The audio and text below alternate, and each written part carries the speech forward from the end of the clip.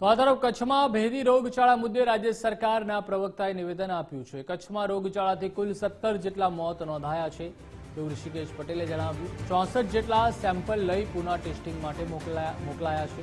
પરીક્ષણને આધારે અન્ય કોઈ કારણે મોત થયું હોય તેવું લાગતું નથી તેમ પણ જણાવ્યું। ન્યુમોનિયાના કારણે જ આ મૃત્યુ થયું હોઈ શકે છે તેમ ઋષિકેશ પટેલે જણાવ્યું।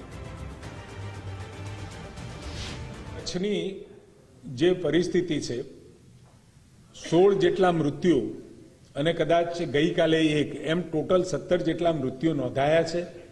આ 17 મૃત્યુમાંથી 4 થી 5 એ હાર્ટના કારણે કે બીજા અન્ય કારણોસર બ્રેન સ્ટ્રોકના કારણે આવા મૃત્યુઓ આઈડેન્ટિફાઈ થયા છે।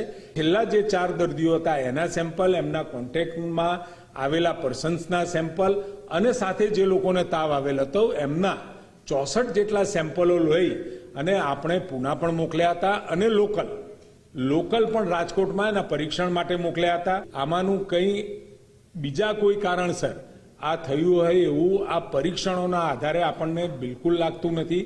આ કેવળ ને કેવળ અત્યારે ન્યુમોનિયાના કારણે આ સમગ્ર પરિસ્થિતિ ઉદ્ભવી હોય એ ટેસ્ટ જે આવ્યા ગઈકાલે સાંજે અમારા હાથમાં આવ્યા એના પછી ડોક્ટરો સાથે બેસી અને ચર્ચા વિચારણા કર્યા પછી એ લાગ્યું કે આ ન્યુમોનિયાના કારણે થઈ રહ્યા છે।